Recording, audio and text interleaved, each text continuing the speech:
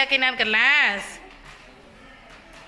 Keyakinan kelas apa yang mau kalian buat? 6 buah saja. Ayo ucapkan terima kasih kepada siapapun. Kemudian membantu teman membuat suasana kelas lebih indah. Kemudian dengarkan dan pahami materi pelajaran. Kemudian jangan sembarangan membuang sampah. Kemudian aktif di kelas. Kemudian berkata sopan dan santun. Disepakati ini? Oke, kalau disepakati nanti Ibu print terus ya.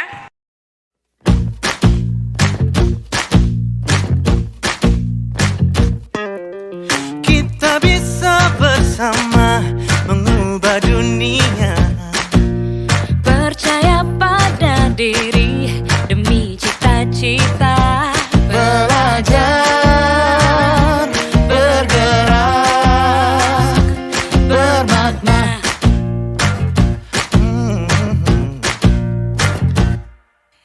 Aku bisa belajar dari ilmumu. Oh, kamu bisa belajar dari yang ku tahu. Belajar, bergerak, bermakna. Yeah. Semua murid, semua guru, semua murid, semua guru, semua murid, semua guru, semua murid, semua guru, semua murid, semua guru, semua murid, semua guru. Meski berbagai budaya, berbagai usia, dan ingatlah bahwa kita insan yang merdeka. Belajar, bergerak, bermakna.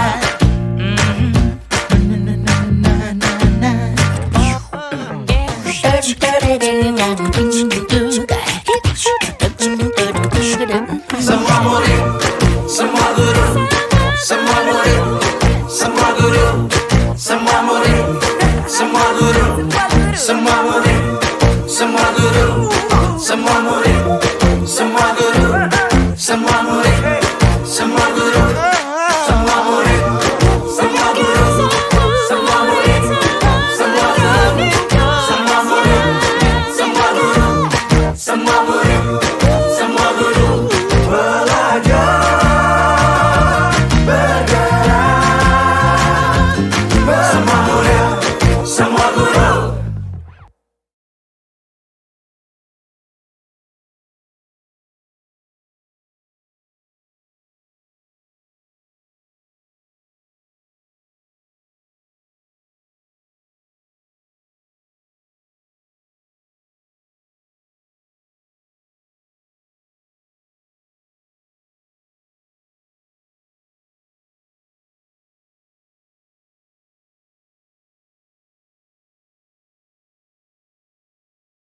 Bismillahirrahmanirrahim. Assalamualaikum warahmatullahi wabarakatuh.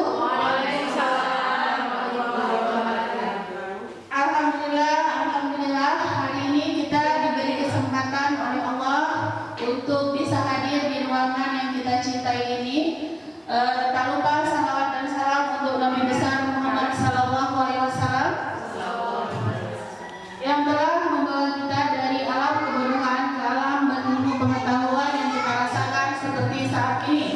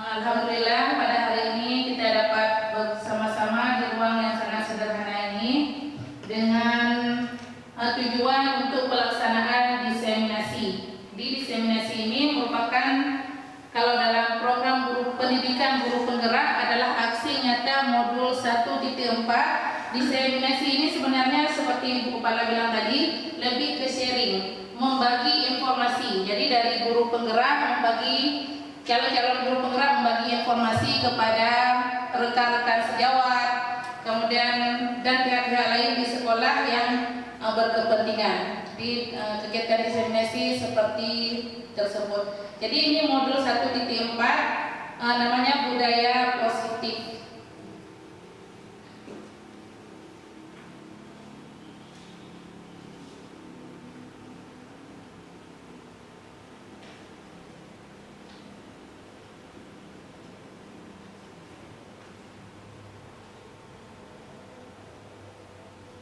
Mungkin nanti akan setelah saya ada juga guru dari sekolah kita yaitu Ibu Rawati juga nanti akan menjadi calon guru penggerak. Kemudian ada juga beberapa guru kita yang juga mengikuti seleksi program guru penggerak.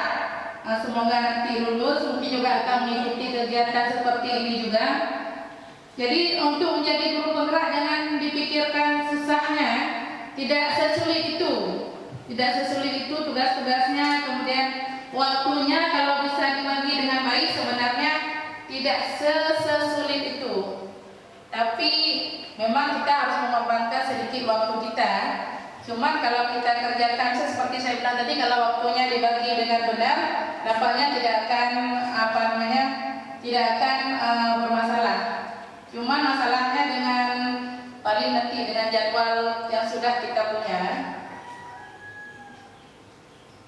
Baik, mungkin ada yang mau tanyakan tentang guru penggerak dulu sebelum saya mulai mempresentasikan tentang budaya positif. Mungkin ada kawan-kawan yang berminat untuk menjadi calon-calon guru penggerak. Mungkin ada hal-hal yang mau ditanyakan.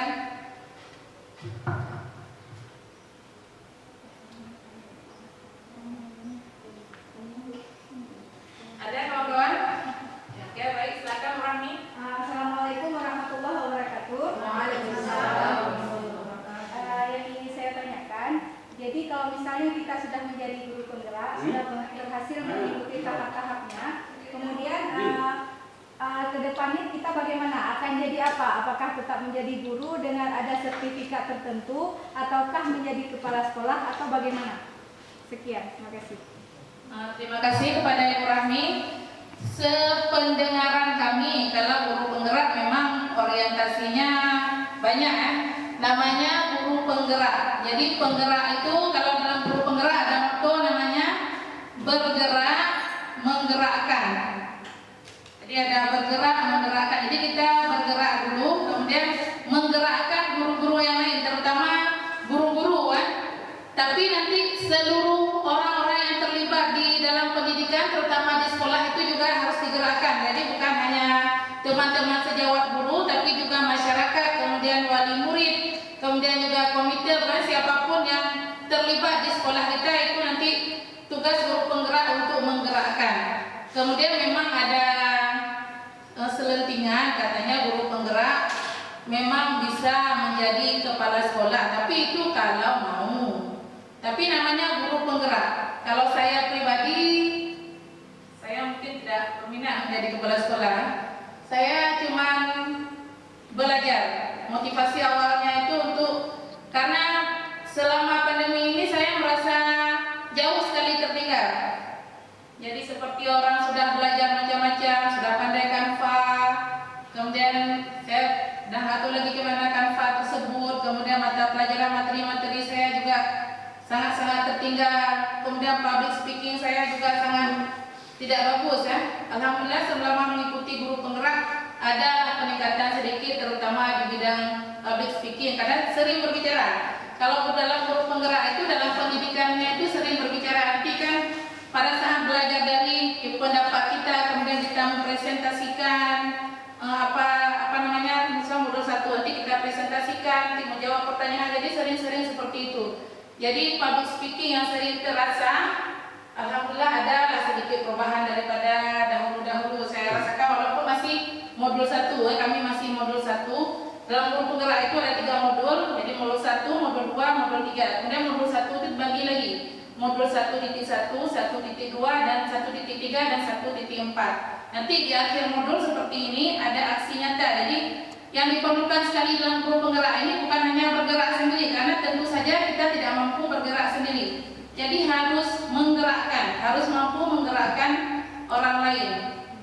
Terutama apa yang sudah kita pelajari dalam guru penggerak ini nanti kita informasikan kepada kawan-kawan lainnya. Saya merasakan banyak sekali hal-hal yang tidak saya mengerti ya. Contohnya seperti di modul 1 kita sering mendengar Ing Arso Sang Tulodo, Ing Mario Mamengkarso. Cuman sekedar saja itu Kurian Dayani. Apa itu Kurian Dayani anak itu? Tapi rupanya di dalam modul 1 itu dijelaskan semua. Dalam modul 1 itu filsafat pendidikan Ki Hajar Dewantara, di situ ada sedikit. Nanti pada saat kita belajar modul 1 kita sadar kadang di sekolah kita sering kolonial. Padahal kalau menurut filosofi Ki Hajar Dewantara tidak demikian. Banyak mungkin hal-hal yang kita laksanakan tidak sesuai dengan filosofi pendidikan Ki Hajar Dewantara, walaupun kadang nanti kenyataan tidak seindah teori ya.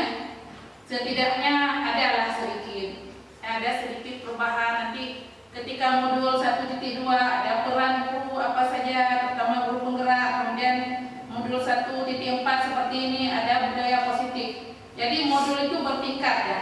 Nanti belajar teori dulu, kemudian melaksanakan, membuat perencanaan. Jadi guru penggerak seperti itu. Kalau kemananya nanti terutama untuk menggerakkan dulu. Kalau menjadi kepala sekolah itu adalah pilihan. Kalau mau, mungkin azan kita beri dulu sebentar. Nanti kita mulai presentasinya. Jadi judul dari modul 1.4 ini adalah budaya positif. Jadi budaya positif apa saja yang ada di sekolah, kalaupun belum ada diadakan. Jadi menurut Ki Hajar Dewantara, setiap orang menjadi guru, kemudian setiap rumah adalah sekolah. Karena memang pendidikan anak diawali dari rumah.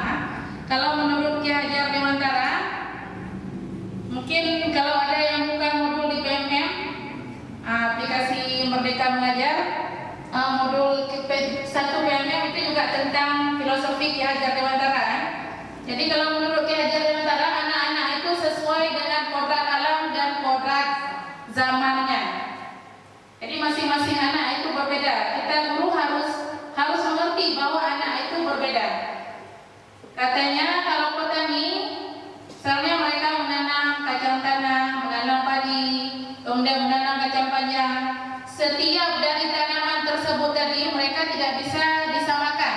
Misalnya padi tidak bisa kita tanam seperti kacang kedelai, karena padi dan kacang kedelai itu berbeda.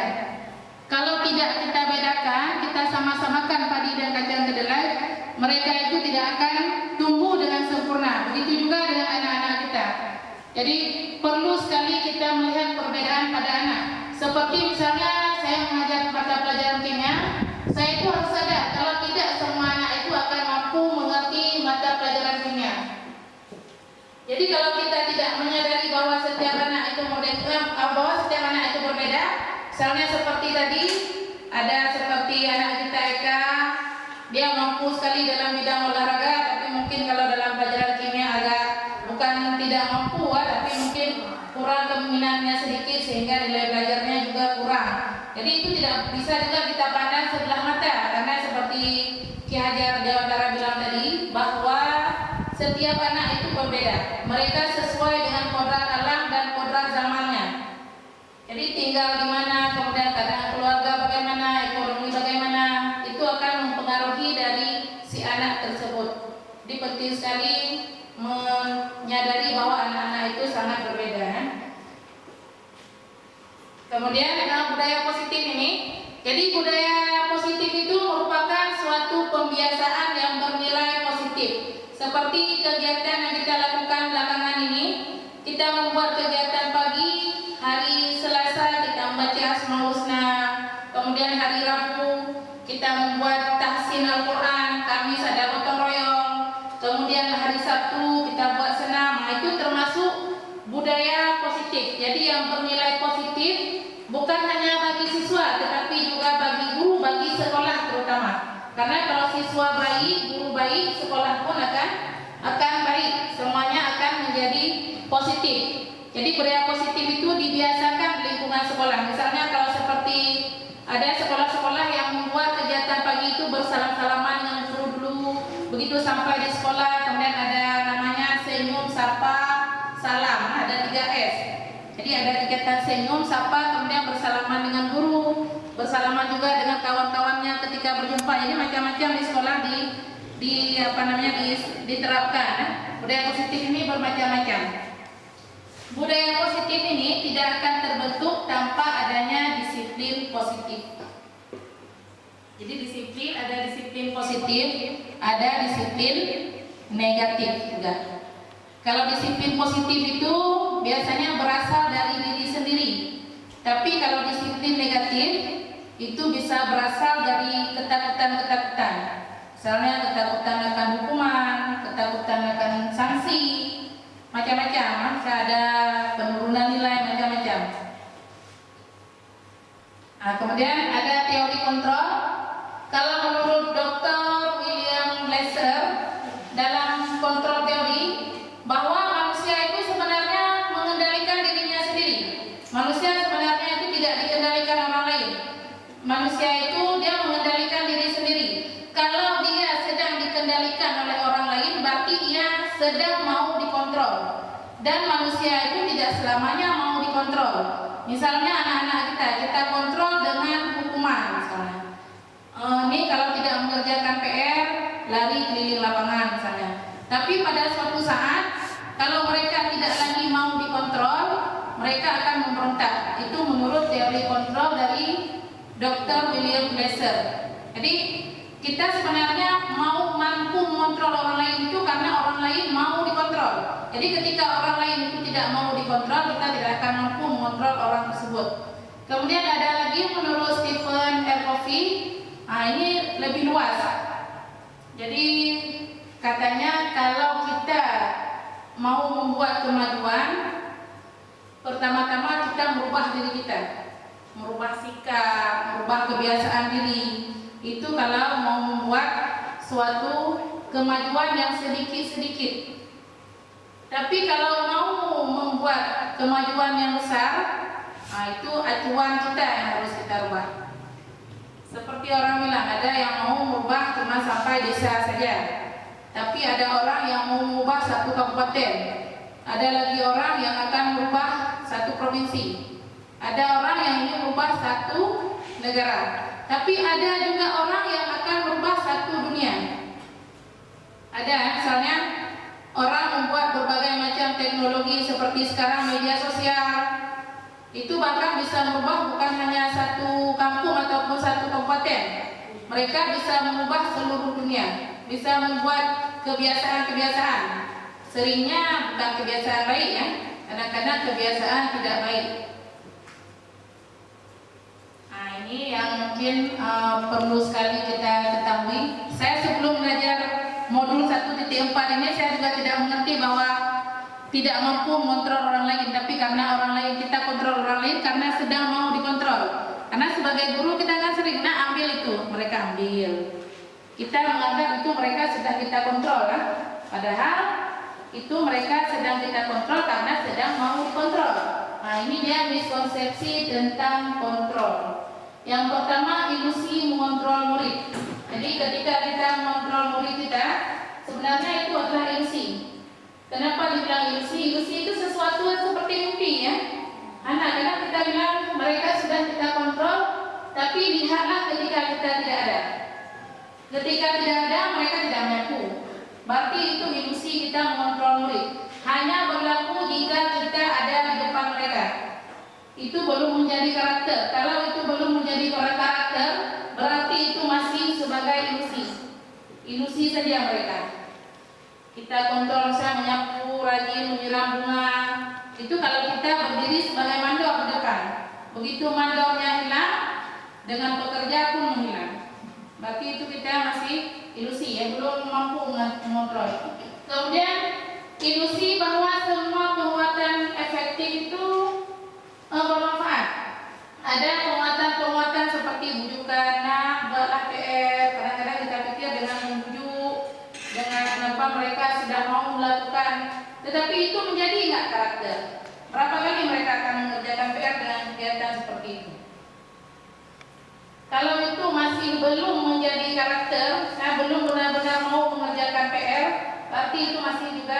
dalam bentuk ilusi juga.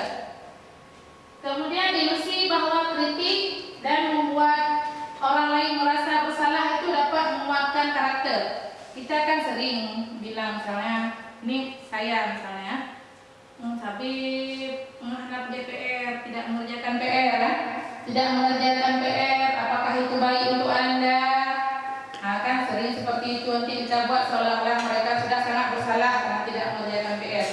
Nah, itu juga ilusi bahwa bisa membuat mereka merasa bersalah. Kadang-kadang nampak merasa bersalah, tapi nanti seperti itu lagi. Berarti itu juga masih ilusi. Kemudian ilusi bahwa ini sering ya sebagai orang dewasa, bahwa orang dewasa itu dapat memaksakan kehendak. Nah, ini kan kita sebagai orang dewasa kadang-kadang mau orang-orang di bawah kita itu mengerjakan sesuai dengan kemauan kita. Apalagi terhadap anak-anak didik kita, ini kalian harus buat seperti ini harus seperti ini. Nah, itu juga merupakan suatu ilusi yang memaksa. Kadang-kadang orang dewasa tidak sadar memaksa. Cuman begini juga, kadang-kadang tidak ada pilihan lain selain memaksa. Karena kalau kata Ki Haji Abdul Basara, berdisiplin itu berasal dari diri sendiri. Tapi kalau tidak mampu menumbuhkan dari diri sendiri, harus ditumbuhkan oleh orang di luar kita. Kadang-kadang walaupun teori ilusi tidak mampu berdiri, mungkin memaksa berdiri ya. Nah, kemudian ini perubahan ini berdasarkan teori kontrol, ada stimulus respon tentang dunia, kemudian ada teori kontrol tentang dunia. Jadi kalau menurut stimulus respon, katanya kenyataannya kebutuhan kita sama. Jadi disamakan, kebutuhan setiap orang itu disamakan. Tapi kalau menurut teori kontrol tentang dunia, kebutuhan setiap orang itu tidak sama. Jadi berbeda-beda. Kebutuhan setiap orang itu ada perbedaannya. Kemudian setiap orang melihat hal yang sama.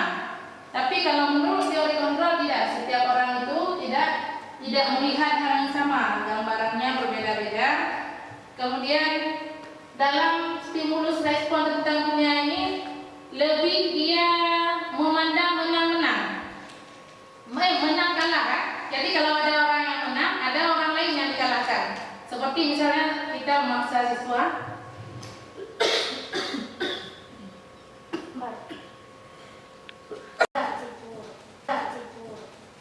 kembali tadi, stimulus respon tentang dunia itu ada orang yang menang, ada yang kalah. Misalnya seperti hubungan kita dengan murid, ketika kita memaksa siswa, kita menganggap diri kita menang dan siswa yang kalah. Tapi kalau dalam teori kontrol tentang dunia, semua menang. Karena di sana tidak ada, kalau menurut teori tidak ada pemaksaan, kemudian tidak ada juga kontrol-mengontrol. Nah, ini disiplin positif. Jadi disiplin positif ini mengacu kepada bagaimana seorang guru membimbing muridnya dalam menumbuhkan disiplin diri karena motivasi internal untuk mewujudkan murid yang merdeka tadi ya. Jadi dalam disiplin positif, dia benar-benar berasal dari dirinya sendiri. Misalnya mau datang ke sekolah tepat waktu, memang berasal dari dirinya sendiri. Kemudian mau mengerjakan PR dengan benar, selalu mengerjakan PR, hadir di sekolah, itu berasal dari dirinya sendiri. Tapi mungkin hari ini kita lihat berapa orang yang mempunyai disiplin positif. Apalagi pada masa sekarang ini, banyak anak-anak kita yang kalau kita bilang disiplin positifnya masih kurang. Jadi mungkin disitulah perlu pembimbingan.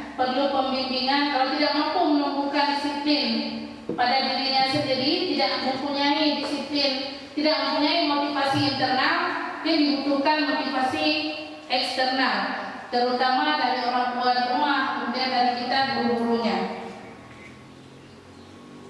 Nah, ini disiplin diri. Jadi kalau kata Ki Haji Abdul Basara, di mana ada kemerdekaan, maka disiplin harus ada.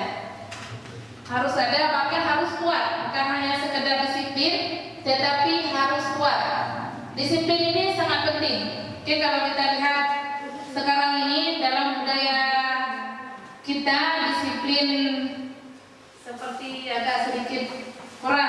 Tapi kalau kita lihat dari negara lain, misalnya kita lihat di Jepang, itu disiplinnya luar biasa. Dan bisa kita lihat juga hasil pendidikannya bagaimana, kemudian negaranya juga bagaimana. Makanya sekolah itu pendidikan sangat penting. Kalau sekolah benar, murid benar, kemudian guru-guru benar, maka akhirnya akan menghasilkan negara yang benar juga. Kemudian nilai-nilai kebajikan universal. Nilai-nilai kebajikan universal ini nilai-nilai kebajikan yang diakui secara universal. Jadi diakui di dunia apa saja nilai-nilai kebajikan tersebut. Di antaranya bersyukur, kejujuran, tanggung jawab, kemudian keadilan, integritas, kasih sayang, hal-hal seperti itu. Jadi diterima nilai-nilai kebajikan yang diterima di seluruh dunia. Saya negara Indonesia kebajikannya demikian, negara lain juga nilai kebajikannya seperti itu. Kemudian motivasi perilaku manusia, mungkin tadi sedikit sudah saya sebutkan. Itu motivasinya ada 3. Yang pertama, motivasi untuk menghindari ketidaknyamanan atau hukuman. Karena kenapa nih datang terlambat? Datang terlambat tidak. Kenapa datang cepat ke sekolah? Datang cepat karena takut menerima hukuman misalnya. Atau kalau bagi guru-guru nih kalau terlambat nanti tidak sempat fingerprint, ya kan? Tidak sempat fingerprint, kemudian akhirnya berakibat pada DPP, DPG, sertifikasi macam-macam. Jadi itu berarti motivasinya berasal dari hukuman atau menghindari ketidaknyamanan. Ketidaknyamanan itu saya seperti ini. Ini kalau datang terlambat akan dipanggil. Kan pagi-pagi sudah kena panggil, seharian tidak muat kan? Kemudian motivasi untuk mendapatkan imbalan. Nih kalau mengerjakan PR akan mendapatkan nilai yang bagus. Atau kalau juara 1 kali misalnya akan mendapatkan sepatu baru. Nah itu berarti motivasi untuk mendapatkan imbalan. Sebenarnya motivasi yang benar itu adalah yang nomor 3. Motivasi untuk menjadi orang yang mereka inginkan, dirinya sendiri ya, bagaimana dia ini. Ini motivasi itu yang sebenarnya benar, bagaimana menghargai diri sendiri dengan nilai-nilai yang mereka percaya. Kemudian kebutuhan dasar manusia. Jadi sebagai manusia itu ada beberapa kebutuhan. Kebutuhan yang pertama sekali itu adalah kebutuhan untuk bertahan hidup. Jadi kalau kebutuhan untuk bertahan hidup, misalnya kebutuhan untuk makan, kemudian yang primer ada pakaian, ada rumah. Jadi itu untuk bertahan hidup. Sebenarnya anak-anak kita perilaku mereka itu dipengaruhi oleh 5 kebutuhan ini. Misalnya seperti nomor 2, cinta dan kasih sayang. Mereka mungkin beberapa anak perlu dicintai, perlu kasih sayang. Mungkin karena kasih sayang didapatkan di rumah itu kurang.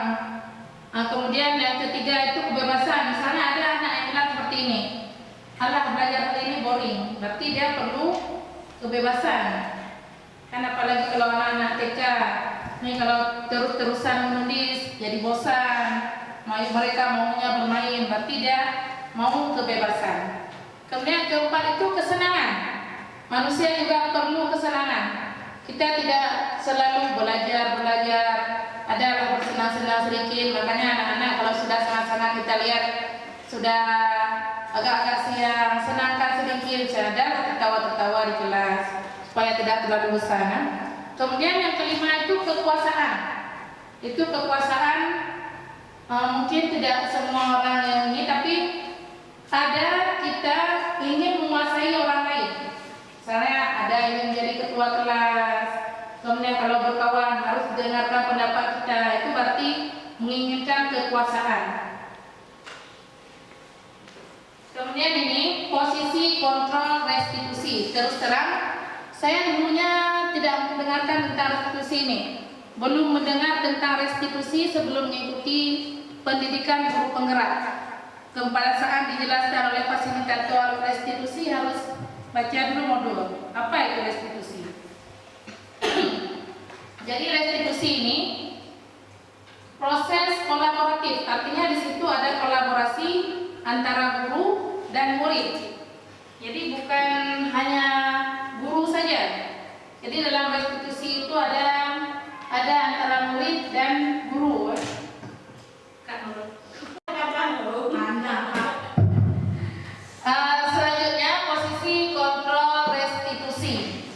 Jadi restitusi ini merupakan proses kolaboratif.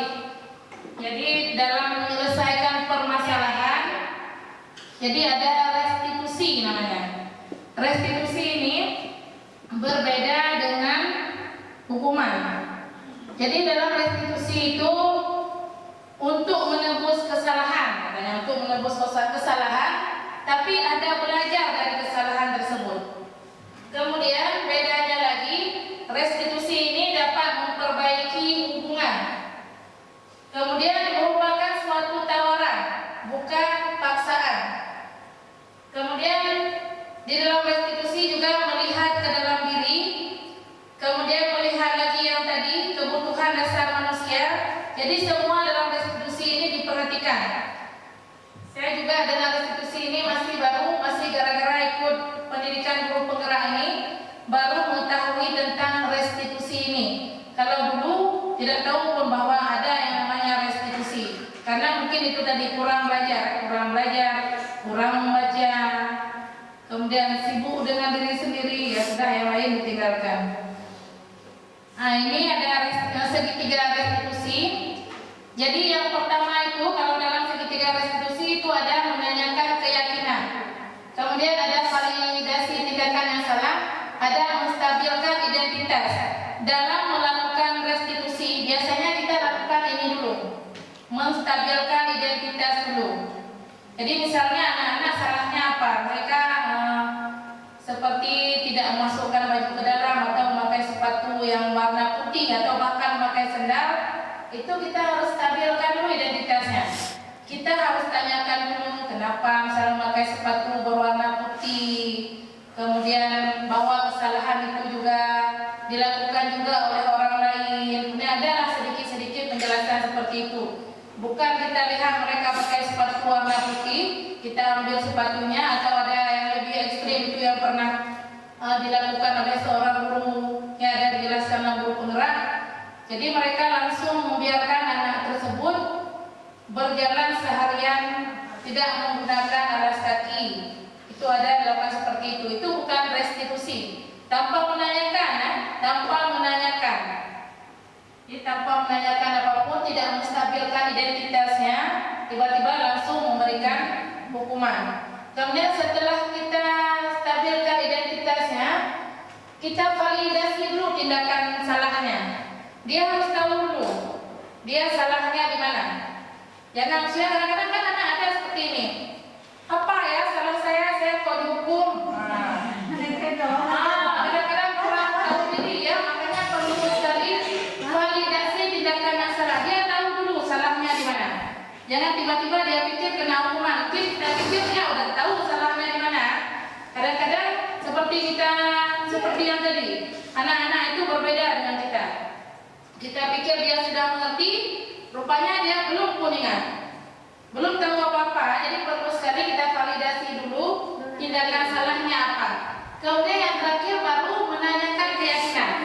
Jadi seperti tadi misalnya dia menggunakan sepatu warna putih, baru kita tanyakan sebenarnya kita menggunakan sepatu warna apa ya? Nah, misalnya seperti itu.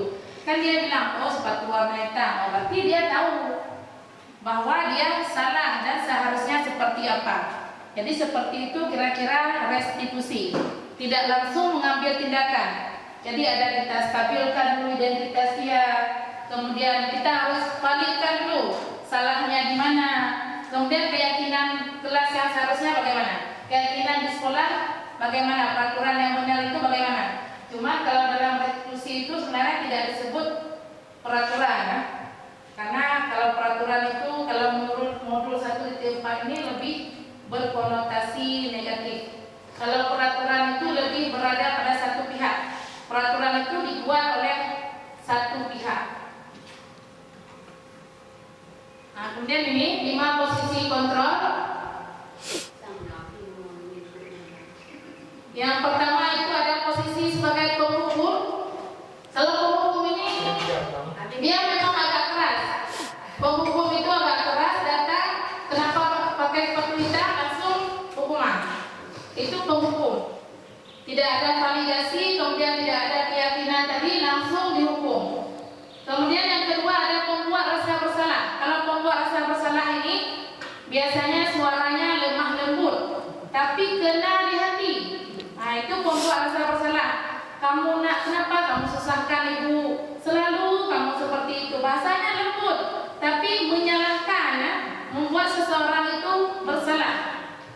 Kemudian sebagai teman, nah ini posisi sebagai teman, masalah apa ini? Oh ya udah, nanti kamu lakukan untuk ibu ya. Kamu jangan lagi seperti itu ya, nanti lakukanlah demi ibu. Kamu datang tepat waktu, lah itu teman.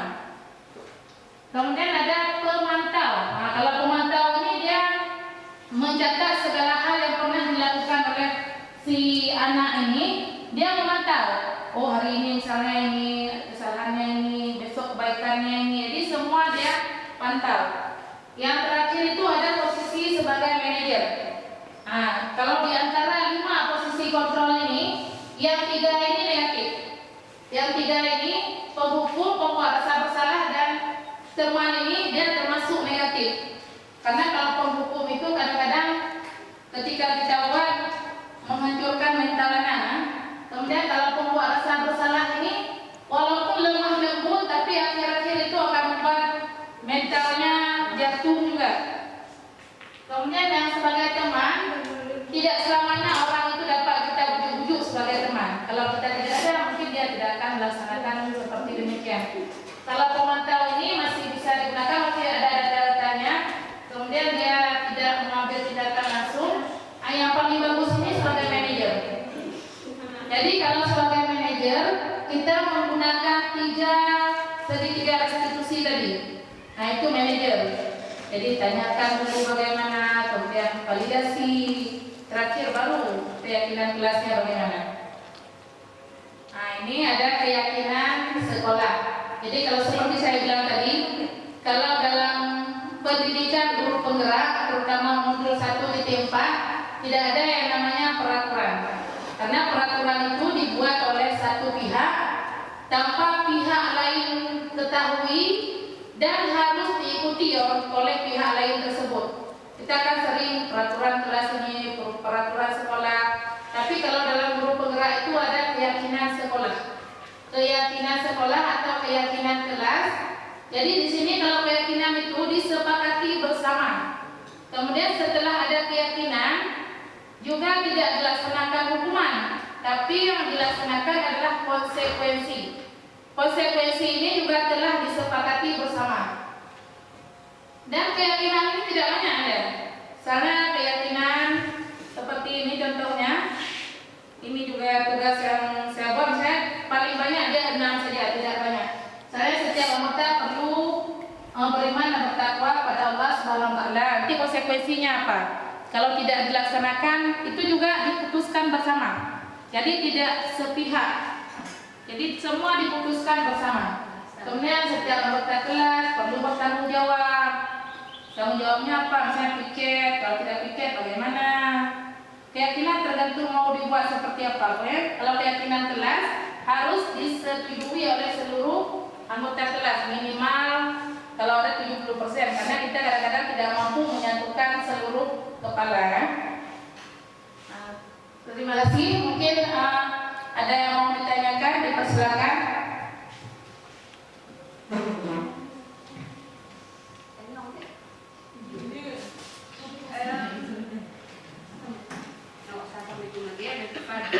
Dari penjelasan tadi kan yang sedikit mengganjal ini kayak peraturan, mungkin kayaknya bahasanya saja kalau kita kan kayak tadi bilang keyakinan kelas atau keyakinan sekolah, sedangkan kayak ini contoh saya di kesiswaan kan banyak aturan ceritanya, jadi sedangkan aturan itu kan negatif kan, aku mau berarti ya.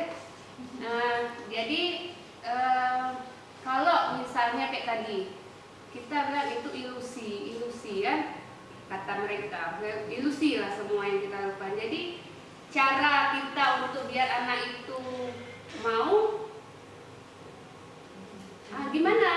Kan ada anak yang memang kadang kita sentuh sedikit saja dia sudah paham. Ada anak udah kita sentuh, kita belah juga nggak ngerti juga. Ada anak yang memang harus maksudnya dengan kekerasan dan istilahnya harus to the point kan baru paham. Kadang samping kan mepung sih kan. Nah itu teori awalnya timbang saya kita selaku guru apa yang mesti kita lakukan. Nah, jangan nanti kan udah kita jalani kita udah tahu maksudnya kan, jangan udah kita jalani kita salah juga. Tapi kalau misalnya apa namanya itu keyakinan. Kalau keyakinan tadi kayaknya cuma bahasanya aja kita ganti. Kayak peraturan sekolah, kita kan juga buat rapat dulu kan. Kita sepakati dengan wali murid, kita panggil wali murid, setuju baru kita buat aturan. Itunya tadi yang menurut Tiban cara. Apakah semua ilusi? Ilusi mendung tapi yang menghayal. Yang secara itu mentong, ya kan nanti kita dah tahu teori teori mentong samping, praktek mentong tiba, paling nggak berubahlah sedikit.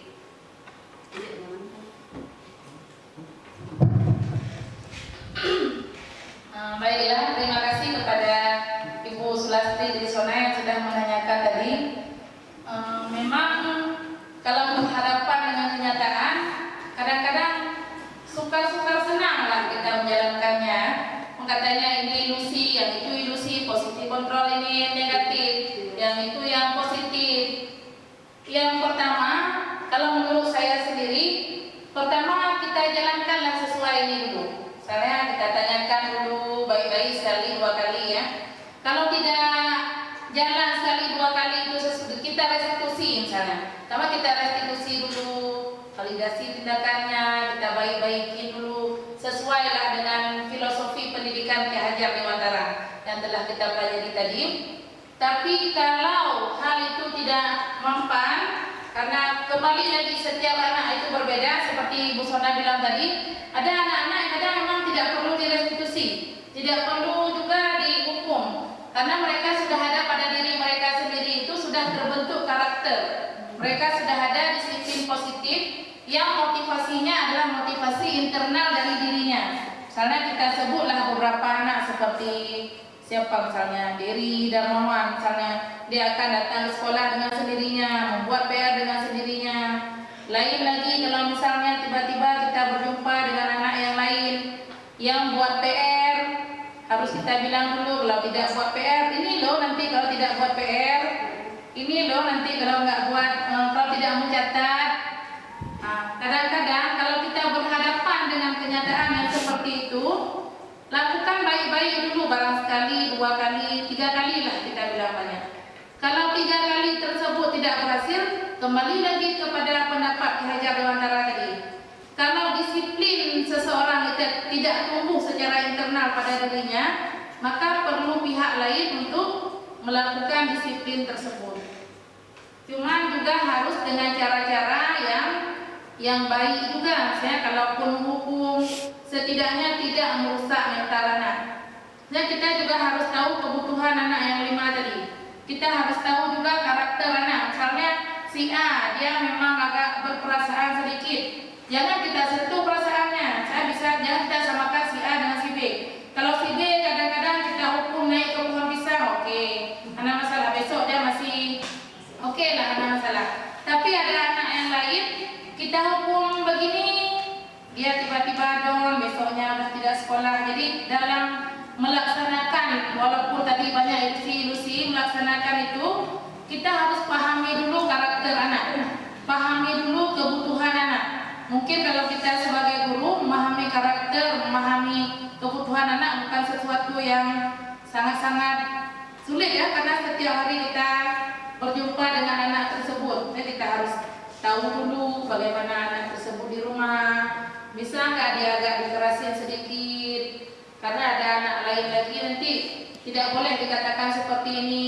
Kalau dikatakan seperti ini dia akan sangat sakit hati. Jadi penting sekali mengetahui karakter anak, penting juga mengetahui kebutuhannya. Kalau anak tersebut perlu kasih sayang, mungkin diberikan sedikit kasih sayang akan berubah. Kalau tidak diberi kasih sayang tidak berubah, minta jalan lain. Nanti harus 1001 jalan.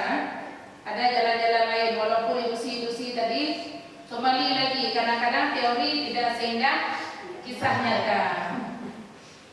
Jadi demikian. Mungkin ada kawan yang mau menambahkan. Ibu.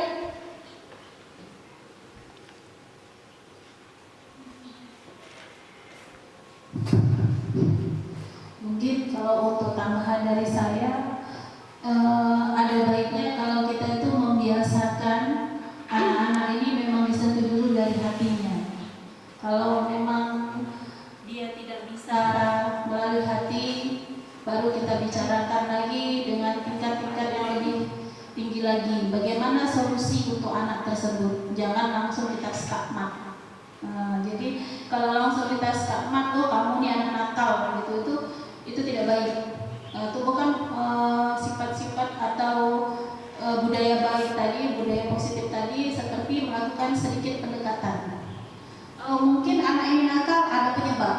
Mungkin kayak tadi dibilang Ibu Mutia, kurang kasih sayang, di rumah tidak dapat kasih sayang, disinilah kita kasih sayang. Tapi dengan tanda kutip berbeda, tingkat kasih sayangnya pasti ada bedanya karena ini kan siswa, bukan anak kita sendiri, berbeda dia.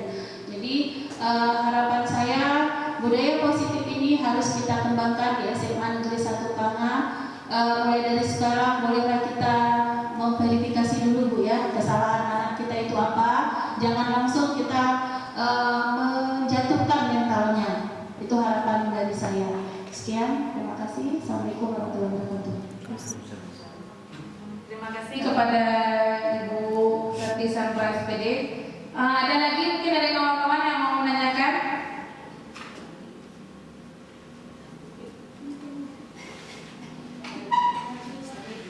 Nanti kita tanya di belakang ya. Di belakang ya. Ada pertanyaan lagi mungkin tentang guru penggerak? Pokoknya jangan dipikir susah-susah dulu ya. Nanti kalau perlu bantuan insya Allah akan kami bantu. Semangat. Semangat. Yang mau tidak, kalau kita dengarkan di luar kan susah sekali menjadi guru penggerak, tidak. Karena ada lagi kawan-kawan seperti yang seangkatan dengan kami angkatan 7 jadi guru penggerak, sekarang sudah lulus lagi guru orbit. Mereka sekalian mengikuti guru penggerak, mengikuti guru orbit, master trainer Google. Saya pun tidak mampu berpikir bagaimana mereka bagi waktu. Jadi kalau kita pikir hanya mengikuti satu guru penggerak sudah sulit, tidak. Kalau kita lihat orang lain, mereka mengikuti berbagai macam kegiatan di waktu yang sama dan juga masih mengajar dengan lancar dan teratur. Apalagi guru-guru tersebut adalah ada juga guru SD. Kalau kita SMA mungkin kan kita kan berjam, tapi kalau guru SD kan guru kelas.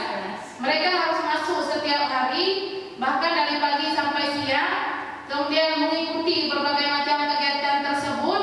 Yang baru lulus ini mereka mengikuti guru orbit yang juga akan secara daring mulai dari bulan 2 ini juga, dan mereka juga banyak yang master trainer.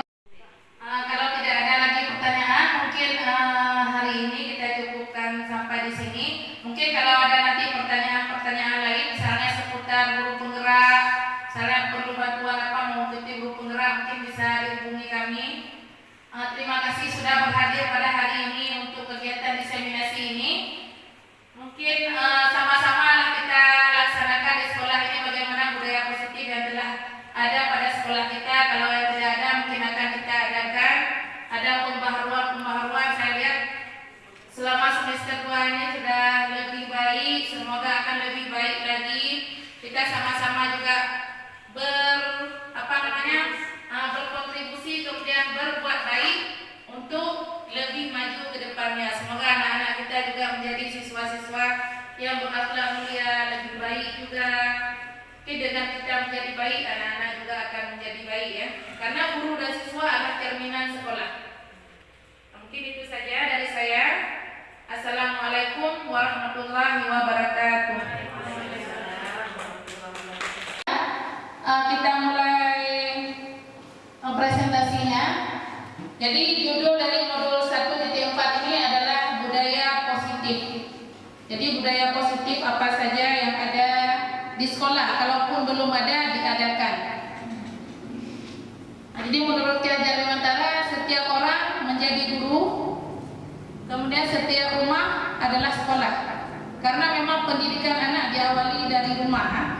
Kalau menurut Ki Ki Hajar Dewantara, mungkin kalau ada yang buka modul di PMM, aplikasi Merdeka Mengajar, modul 1 PMM itu juga tentang filosofi Ki Hajar Dewantara. Jadi kalau menurut Ki Hajar Dewantara, anak-anak itu sesuai dengan kodrat alam dan kodrat zamannya. Jadi masing-masing anak itu berbeda. Kita guru harus mengerti bahwa anak itu berbeda. Katanya kalau petani, misalnya mereka menanam kacang tanah, menanam padi, kemudian menanam kacang panjang. Setiap dari tanaman tersebut tadi mereka tidak bisa disamakan. Misalnya padi tidak bisa kita tanam seperti kacang kedelai, karena padi dan kacang kedelai itu berbeda. Kalau tidak kita bedakan, kita sama-samakan padi dan kacang kedelai, mereka itu tidak akan tumbuh dengan sempurna. Begitu juga dengan anak-anak kita. Jadi perlu sekali kita melihat perbedaan pada anak.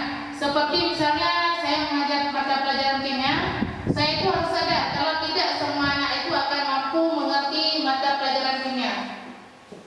Jadi kalau kita tidak menyadari bahwa setiap anak itu berbeda, misalnya seperti tadi ada seperti anak kita Eka, dia mampu sekali dalam bidang olahraga, tapi mungkin kalau dalam pelajaran kimia agak bukan tidak mampu, tapi mungkin kurang keminatnya sedikit sehingga nilai belajarnya juga kurang. Jadi itu tidak bisa juga kita pandang sebelah mata, karena seperti Ki Hajar Dewantara bilang tadi bahwa setiap anak itu berbeda. Mereka sesuai dengan kodrat alam dan kodrat zamannya. Jadi tinggal di mana, kemudian keadaan keluarga bagaimana, ekonomi bagaimana, itu akan mempengaruhi dari si anak tersebut. Jadi penting sekali menyadari bahwa anak-anak itu sangat berbeda. Kemudian budaya positif ini, jadi budaya positif itu merupakan suatu pembiasaan yang bernilai positif.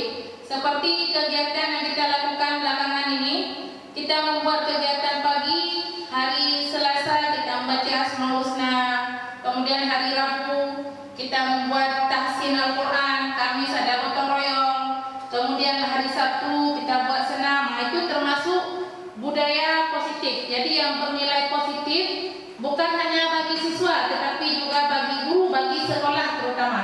Karena kalau siswa baik, guru baik, sekolah pun akan baik. Semuanya akan menjadi positif. Jadi budaya positif itu dibiasakan di lingkungan sekolah. Misalnya kalau seperti ada sekolah-sekolah yang membuat kegiatan pagi itu bersalam-salaman dengan guru dulu. Begitu sampai di sekolah, kemudian ada namanya senyum, sapa, salam. Ada 3S. Jadi ada kegiatan senyum, sapa, kemudian bersalaman dengan guru, bersalaman juga dengan kawan-kawannya ketika berjumpa. Jadi macam-macam di sekolah diterapkan. Budaya positif ini bermacam-macam. Budaya positif ini tidak akan terbentuk tanpa adanya disiplin positif. Jadi ada disiplin positif, ada disiplin negatif juga. Kalau disiplin positif itu biasanya berasal dari diri sendiri. Tapi kalau disiplin negatif itu bisa berasal dari ketakutan-ketakutan. Misalnya ketakutan akan hukuman, ketakutan akan sanksi, macam-macam. Bisa ada penurunan nilai, macam-macam. Nah, kemudian ada teori kontrol. Kalau menurut Dr. William Glasser dalam kontrol teori, bahwa manusia itu sebenarnya mengendalikan dirinya sendiri. Manusia sebenarnya itu tidak dikendalikan orang lain. Manusia itu dia mengendalikan diri sendiri. Kalau dia sedang dikendalikan oleh orang lain, berarti ia sedang mau dikontrol. Dan manusia itu tidak selamanya mau dikontrol. Misalnya anak-anak kita kontrol dengan hukuman misalnya. Ini kalau tidak mengerjakan PR, lari keliling lapangan misalnya. Tapi pada suatu saat, kalau mereka tidak lagi mau dikontrol, mereka akan memberontak. Itu menurut teori kontrol dari Dr. William Glasser. Jadi kita sebenarnya mau mampu mengontrol orang lain itu karena orang lain mau dikontrol. Jadi ketika orang lain itu tidak mau dikontrol, kita tidak akan mampu mengontrol orang tersebut. Kemudian ada lagi menurut Stephen R. Covey, ini lebih luas. Jadi katanya kalau kita mau membuat kemajuan, pertama-tama kita merubah diri kita, merubah sikap, merubah kebiasaan diri. Itu kalau mau membuat suatu kemajuan yang sedikit-sedikit. Tapi kalau mau membuat kemajuan yang besar, itu acuan kita yang harus kita rubah. Seperti orang bilang, ada yang mau merubah cuma sampai desa saja, tapi ada orang yang mau mengubah satu kabupaten, ada lagi orang yang akan merubah satu provinsi, ada orang yang ingin merubah satu negara, tapi ada juga orang yang akan merubah satu dunia.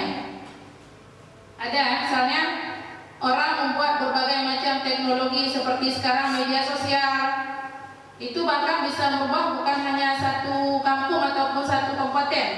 Mereka bisa mengubah seluruh dunia, bisa membuat kebiasaan-kebiasaan.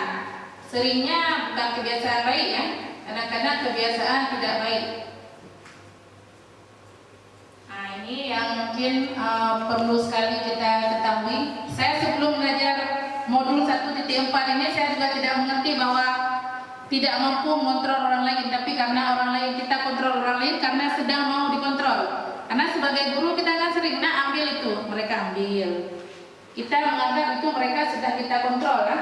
Padahal itu mereka sedang kita kontrol karena sedang mau dikontrol. Nah, ini dia miskonsepsi tentang kontrol. Yang pertama, ilusi mengontrol murid. Jadi ketika kita mengontrol murid kita, sebenarnya itu adalah ilusi. Kenapa dibilang ilusi? Ilusi itu sesuatu yang seperti mimpi ya. Kadang kita bilang mereka sedang kita kontrol, tapi lihatlah ketika kita tidak ada. Ketika tidak ada, mereka tidak mampu. Berarti itu ilusi kita mengontrol murid. Hanya berlaku jika kita ada di depan mereka. Itu belum menjadi karakter. Kalau itu belum menjadi karakter, berarti itu masih sebagai ilusi. Ilusi saja mereka. Kita kontrol misalnya menyapu, rajin menyiram bunga. Itu kalau kita berdiri sebagai mandor di depan. Begitu mandornya hilang, dengan pekerja pun menghilang. Berarti itu kita masih ilusi ya, belum mampu mengontrol. Kemudian ilusi bahwa semua penguatan efektif itu bermanfaat. Ada penguatan-penguatan seperti bujukan, buatlah PR. Kadang-kadang kita pikir dengan membujuk, dengan apa mereka sudah mau melakukan, tetapi itu menjadi enggak karakter. Berapa kali mereka akan mengerjakan PR dengan kegiatan seperti itu? Kalau itu masih belum menjadi karakter, belum benar-benar mau mengerjakan PR, berarti itu masih dalam bentuk ilusi juga. Kemudian ilusi bahwa kritik dan membuat orang lain merasa bersalah itu dapat menguatkan karakter. Kita kan sering bilang misalnya, ini saya misalnya, Habib menghadap DPR, tidak mengerjakan PR, tidak mengerjakan PR, apakah itu baik untuk Anda? Nah, kan sering seperti itu, nanti kita buat seolah-olah mereka sudah sangat bersalah karena tidak mengerjakan PR. Nah, itu juga ilusi bahwa bisa membuat mereka merasa bersalah. Kadang-kadang nampak merasa bersalah, tapi nanti seperti itu lagi.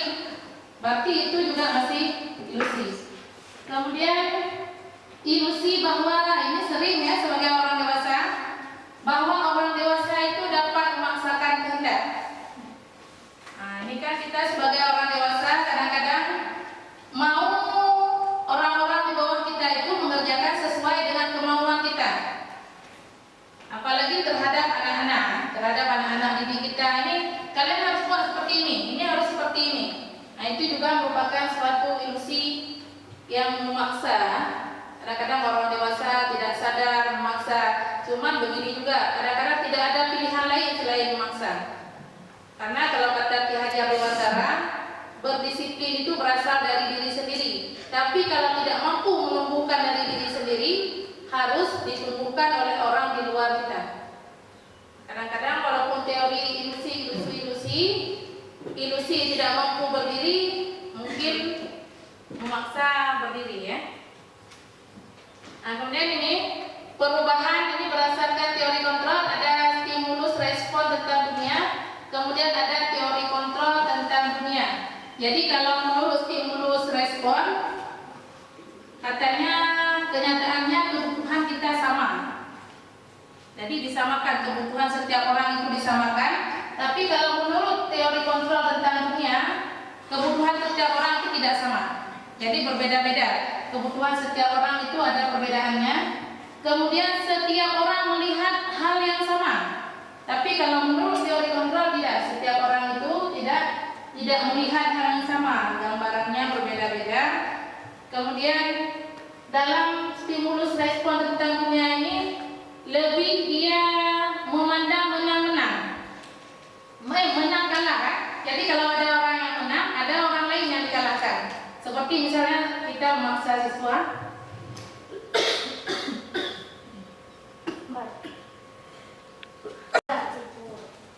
kembali tadi, stimulus respon tentang dunia itu ada orang yang menang, ada yang kalah. Misalnya seperti hubungan kita dengan murid, ketika kita memaksa siswa, kita menganggap diri kita menang dan siswa yang kalah. Tapi kalau dalam teori kontrol tentang dunia, semua menang. Karena di sana tidak ada, kalau menurut teori tidak ada pemaksaan, kemudian tidak ada juga kontrol-mengontrol. Nah ini disiplin positif. Jadi disiplin positif ini mengacu kepada bagaimana seorang guru membimbing muridnya dalam menumbuhkan disiplin diri karena motivasi internal untuk mewujudkan murid yang merdeka tadi ya. Jadi dalam disiplin positif dia benar-benar berasal dari dirinya sendiri. Misalnya mau datang ke sekolah tepat waktu, memang berasal dari dirinya sendiri. Kemudian mau mengerjakan PR dengan benar, selalu mengerjakan PR, hadir di sekolah, itu berasal dari dirinya sendiri. Tapi mungkin hari ini kita lihat berapa orang yang mempunyai disiplin positif. Apalagi pada masa sekarang ini banyak anak-anak kita yang kalau kita bilang disiplin positifnya masih kurang. Jadi mungkin disitulah perlu pembimbingan.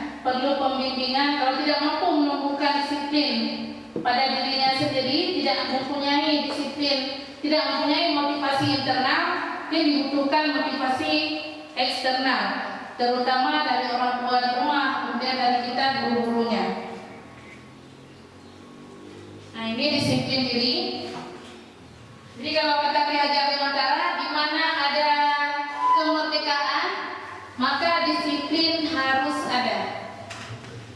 Bahkan harus kuat, bukan hanya sekedar disiplin, tetapi harus kuat. Disiplin ini sangat penting. Oke, kalau kita lihat sekarang ini dalam budaya kita, disiplin seperti agak sedikit kurang ya. Tapi kalau kita lihat dari negara lain, misalnya kita lihat di Jepang, itu disiplinnya luar biasa. Dan bisa kita lihat juga hasil pendidikannya bagaimana, kemudian negaranya juga bagaimana. Makanya sekolah itu pendidikan sangat penting. Kalau sekolah benar, murid benar, kemudian guru-guru benar, maka akhirnya akan menghasilkan negara yang benar juga. Kemudian nilai-nilai kebajikan universal. Nilai-nilai kebajikan universal ini nilai-nilai kebajikan yang diakui secara universal. Jadi diakui di dunia apa saja nilai-nilai kebajikan tersebut. Di antaranya bersyukur, kejujuran, tanggung jawab, kemudian keadilan, integritas, kasih sayang, hal-hal seperti itu. Jadi diterima nilai-nilai kebajikan yang diterima di seluruh dunia. Misalnya negara Indonesia kebajikannya demikian, negara lain juga nilai kebajikannya seperti itu. Kemudian motivasi perilaku manusia, mungkin tadi sedikit sudah saya sebutkan. Itu motivasinya ada 3. Yang pertama, motivasi untuk menghindari ketidaknyamanan atau hukuman. Karena kenapa nih datang terlambat? Datang terlambat tidak. Kenapa datang cepat ke sekolah? Datang cepat karena takut menerima hukuman misalnya. Atau kalau bagi guru-guru nih kalau terlambat nanti tidak sempat fingerprint ya kan? Tidak sempat fingerprint, kemudian akhirnya berakibat pada DPP, DPG, sertifikasi macam-macam. Jadi itu berarti motivasinya berasal dari hukuman atau menghindari ketidaknyamanan. Ketidaknyamanan itu saya seperti ini. Ini kalau datang terlambat akan dipanggil. Kan pagi-pagi sudah kena panggil, seharian tidak mood kan. Kemudian motivasi untuk mendapatkan imbalan. Nih kalau mengerjakan PR akan mendapatkan nilai yang bagus. Atau kalau juara 1 lagi misalnya akan mendapatkan sepatu baru. Nah itu berarti motivasi untuk mendapatkan imbalan. Sebenarnya motivasi yang benar itu adalah yang nomor 3. Motivasi untuk menjadi orang yang mereka inginkan, dirinya sendiri ya, bagaimana dia ingin. Ini motivasi itu yang sebenarnya benar, bagaimana menghargai diri sendiri dengan nilai-nilai yang mereka percaya. Kemudian kebutuhan dasar manusia. Jadi sebagai manusia itu ada beberapa kebutuhan. Kebutuhan yang pertama sekali itu adalah kebutuhan untuk bertahan hidup. Jadi kalau kebutuhan untuk bertahan hidup, misalnya kebutuhan untuk makan, kemudian yang primer ada pakaian, ada rumah. Jadi itu untuk bertahan hidup. Sebenarnya anak-anak kita perilaku mereka itu dipengaruhi oleh 5 kebutuhan ini. Misalnya seperti nomor 2, cinta dan kasih sayang. Mereka mungkin beberapa anak perlu dicintai, perlu kasih sayang. Mungkin karena kasih sayang didapatkan di rumah itu kurang. Kemudian yang ketiga itu kebebasan. Misalnya ada anak yang bilang seperti ini, alah belajar hari ini boring, berarti dia perlu kebebasan. Kan apalagi kalau anak-anak TK, nih kalau terus-terusan menulis jadi bosan.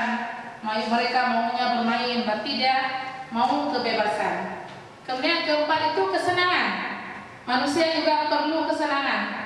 Kita tidak selalu belajar, adalah bersenang-senang sedikit. Makanya anak-anak kalau sudah senang-senang kita lihat sudah agak-agak siang, senangkan sedikit, ada tertawa-tertawa di kelas supaya tidak terlalu bosan.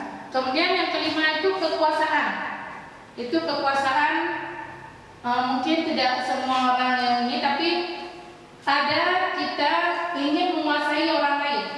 Misalnya ada yang menjadi ketua kelas, kemudian kalau berkawan harus dengarkan pendapat kita, itu berarti menginginkan kekuasaan. Kemudian ini posisi kontrol restitusi. Terus terang, saya dulunya tidak mendengarkan tentang restitusi ini. Belum mendengar tentang restitusi sebelum mengikuti pendidikan guru penggerak. Pada saat dijelaskan oleh fasilitator restitusi harus baca dulu modul. Apa itu restitusi? Jadi restitusi ini proses kolaboratif, artinya di situ ada kolaborasi antara guru dan murid. Jadi bukan hanya guru saja. Jadi dalam restitusi itu ada antara murid dan guru.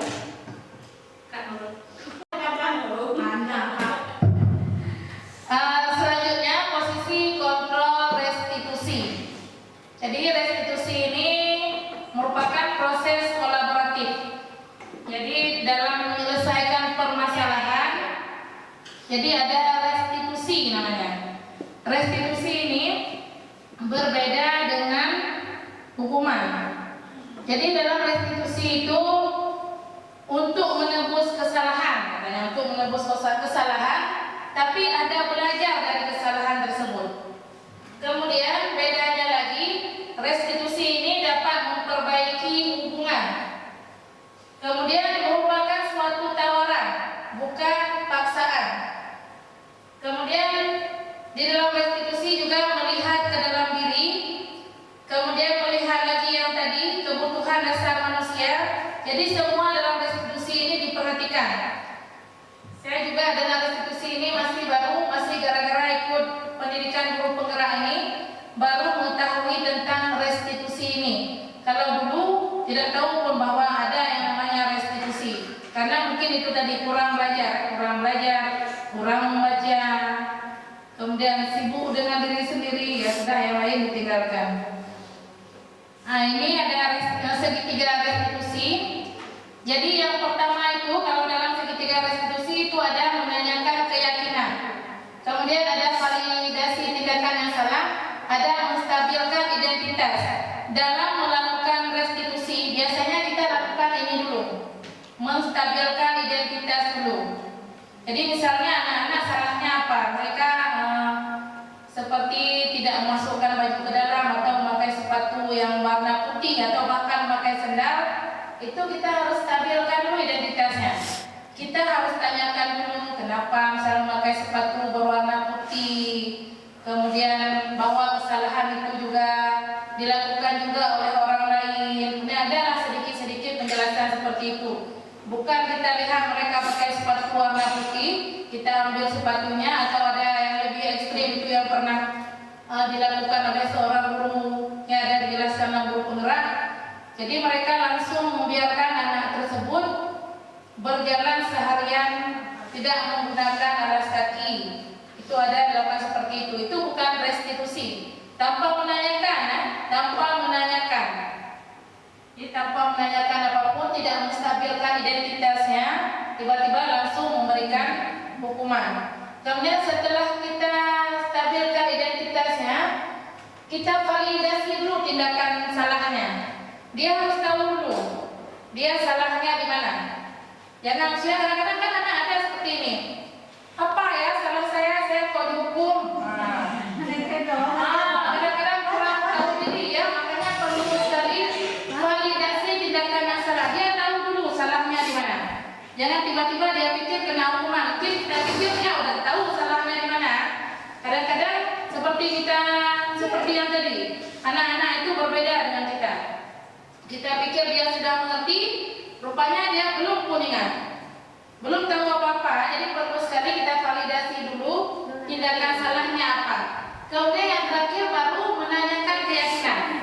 Jadi seperti tadi misalnya dia menggunakan sepatu warna putih, baru kita tanyakan sebenarnya kita menggunakan sepatu warna apa ya? Nah, misalnya seperti itu.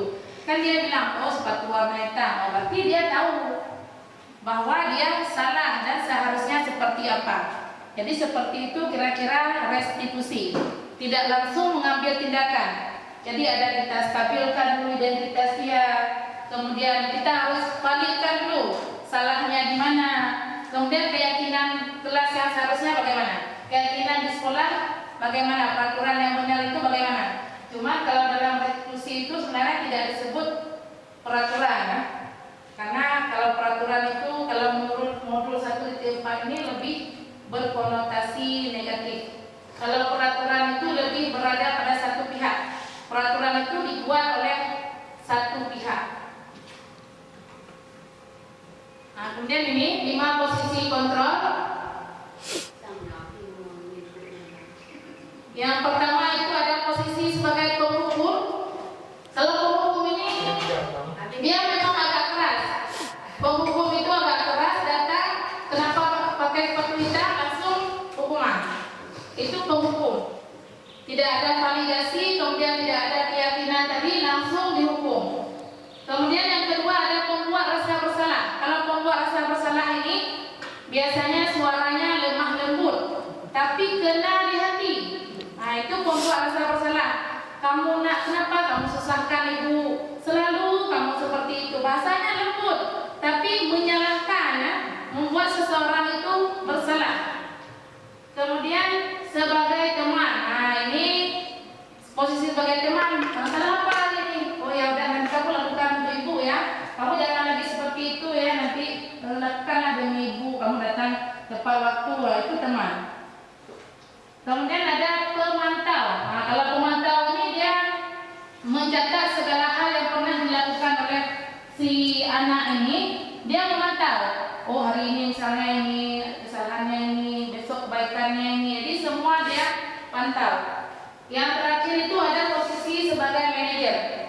Nah, kalau di antara 5 posisi kontrol ini, yang 3 ini negatif.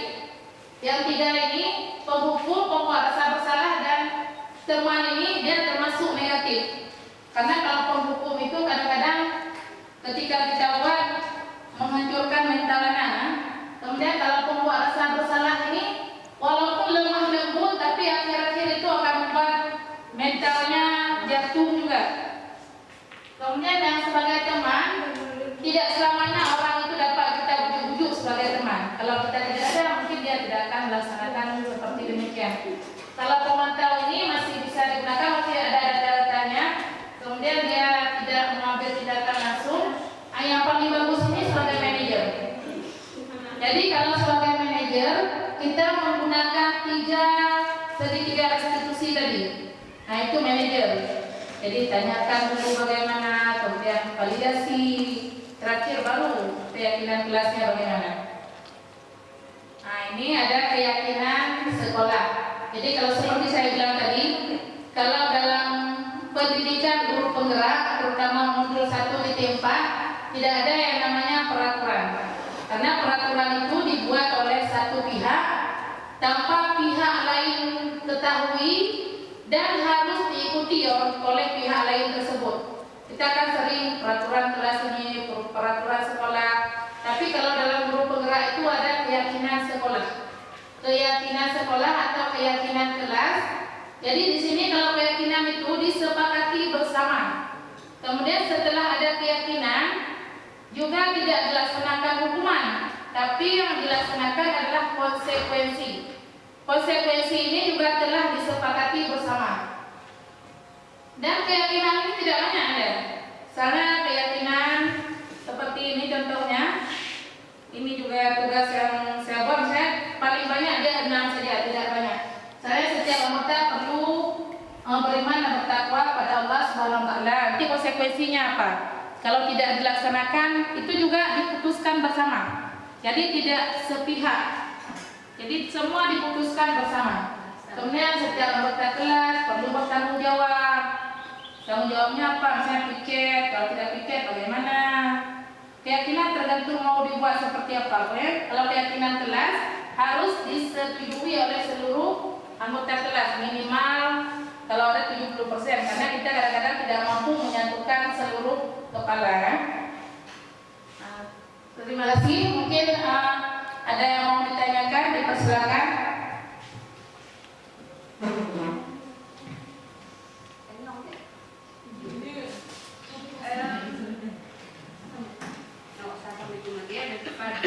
Dari penjelasan tadi kan yang sedikit mengganjal ini kayak peraturan, mungkin kayaknya bahasanya saja kalau kita kan kayak tadi bilang keyakinan kelas atau keyakinan sekolah, sedangkan kayak ini contoh saya di kesiswaan kan banyak aturan ceritanya, jadi sedangkan aturan itu kan negatif kan, tak kenal berarti ya. Jadi kalau misalnya kayak tadi kita bilang itu ilusi kan, kata mereka ilusi lah semua yang kita lakukan. Jadi cara kita untuk biar anak itu mau gimana kan, ada anak yang memang kadang kita sentuh sedikit saja dia sudah paham, ada anak udah kita sentuh kita belah juga nggak ngerti juga, ada anak yang memang harus maksudnya dengan kekerasan dan istilahnya harus to the point kan baru paham. Kadang samping kadang mengkunci kan.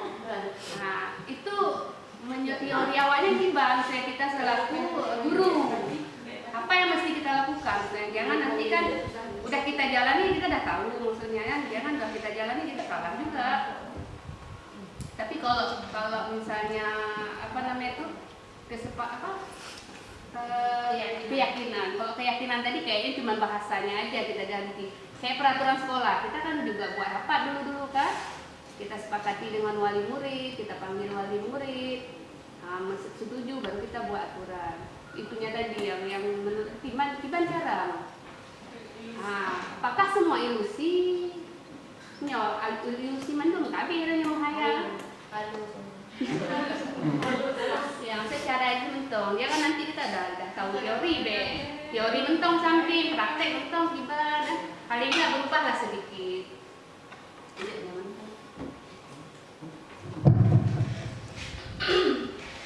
Baiklah, terima kasih kepada Ibu Sulastri dari Sona yang sudah menanyakan tadi. Memang kalau berhadapan dengan kenyataan, kadang-kadang suka-suka senang lah kita menjalankannya. Katanya ini ilusi, yang itu ilusi, positif kontrol ini negatif, yang itu yang positif. Yang pertama,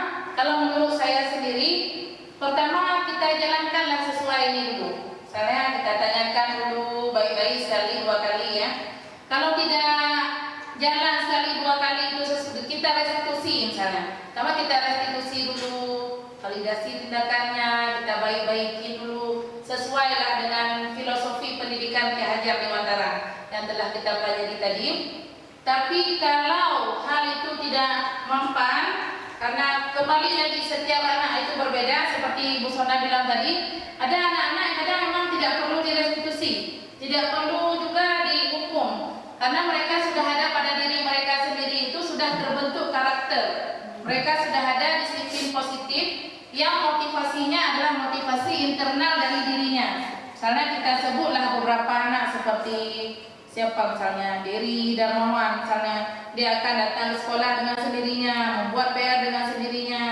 Lain lagi kalau misalnya tiba-tiba kita berjumpa dengan anak yang lain yang buat PR, harus kita bilang dulu kalau tidak buat PR, ini loh nanti kalau tidak buat PR, ini loh nanti kalau nggak buat, kalau tidak mencatat.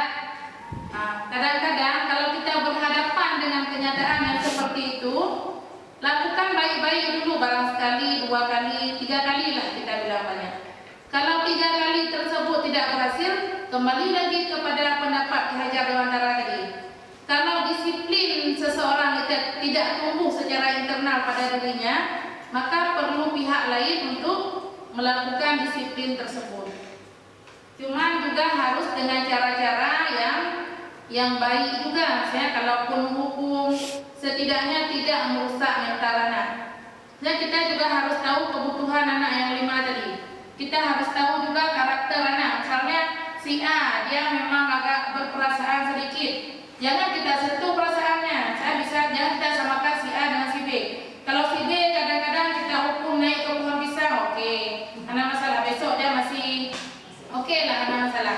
Tapi ada anak yang lain, kita hukum begini, dia tiba-tiba down, besoknya sudah tidak sekolah. Jadi dalam melaksanakan, walaupun tadi banyak ilusi-ilusi, melaksanakan itu kita harus pahami dulu karakter anak, pahami dulu kebutuhan anak.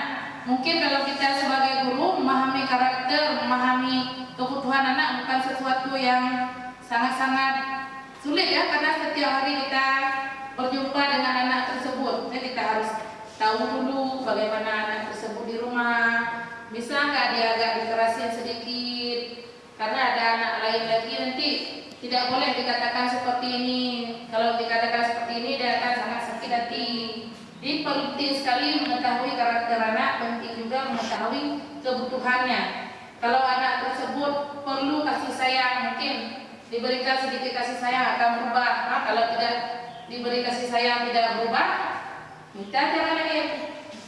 Tapi harus 1001 jalan. Ada jalan-jalan lain, walaupun ilusi-ilusi tadi. Kembali lagi, kadang-kadang teori tidak seindah kisah nyata. Jadi demikian. Mungkin ada kawan yang mau menambahkan, ada Ibu?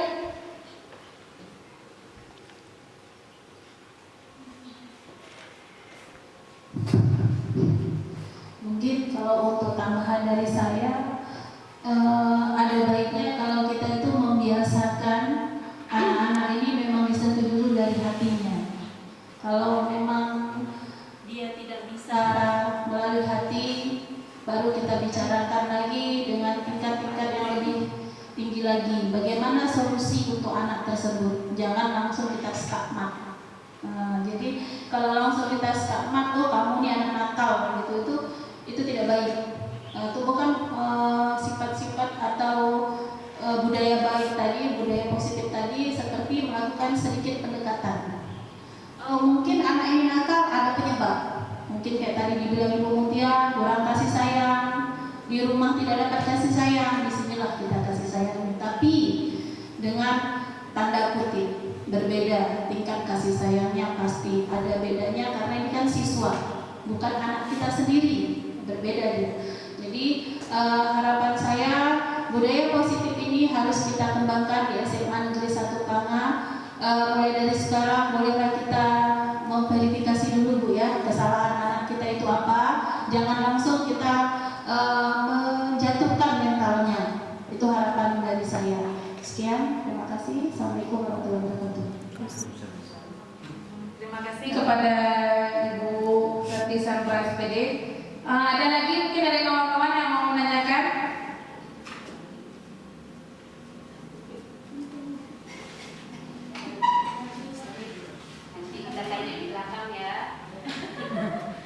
belakang layar. Ada pertanyaan lagi mungkin tentang guru penggerak? Pokoknya jangan dipikir susah-susah dulu ya. Nanti kalau perlu bantuan insya Allah akan kami bantu. Semangat. Semangat. Yang mau tidak, kalau kita dengarkan di luar kan susah sekali menjadi guru penggerak, tidak. Karena ada lagi kawan-kawan seperti yang seangkatan dengan kami angkatan 7 jadi guru penggerak, sekarang sudah lulus lagi guru orbit. Mereka sekalian mengikuti guru penggerak, mengikuti guru orbit, master trainer Google. Saya pun tidak mampu berpikir bagaimana mereka bagi waktu. Jadi kalau kita pikir hanya mengikuti satu guru penggerak sudah sulit, tidak. Kalau kita lihat orang lain, mereka mengikuti berbagai macam kegiatan di waktu yang sama dan juga masih mengajar dengan lancar dan teratur. Apalagi guru-guru tersebut adalah ada juga guru SD. Kalau kita SMA mungkin kan kita kan berjam, tapi kalau guru SD kan guru kelas. Mereka harus masuk setiap hari, bahkan dari pagi sampai siang, kemudian mengikuti berbagai macam kegiatan tersebut. Yang baru lulus ini mereka mengikuti guru orbit yang juga akan secara daring mulai dari bulan 2 ini juga, dan mereka juga banyak yang master trainer. Kalau tidak ada lagi pertanyaan, mungkin hari ini kita cukupkan sampai di sini. Mungkin kalau ada nanti pertanyaan lain, misalnya seputar guru penggerak, misalnya perlu bantuan apa mau ikuti guru penggerak, mungkin bisa dihubungi kami. Terima kasih sudah berhadir pada hari ini untuk kegiatan diseminasi ini. Mungkin sama-sama lah kita laksanakan di sekolah ini bagaimana budaya positif yang telah ada pada sekolah kita. Kalau yang tidak ada mungkin akan kita adakan. Ada pembaharuan saya lihat selama semester 2 ini sudah lebih baik. Semoga akan lebih baik lagi. Kita sama-sama juga berkontribusi kemudian berbuat baik untuk lebih maju ke depannya. Semoga anak-anak kita juga menjadi siswa-siswa yang berakhlak mulia, lebih baik juga. Oke, dengan kita menjadi baik, anak-anak juga akan menjadi baik ya. Karena guru dan siswa adalah cerminan sekolah.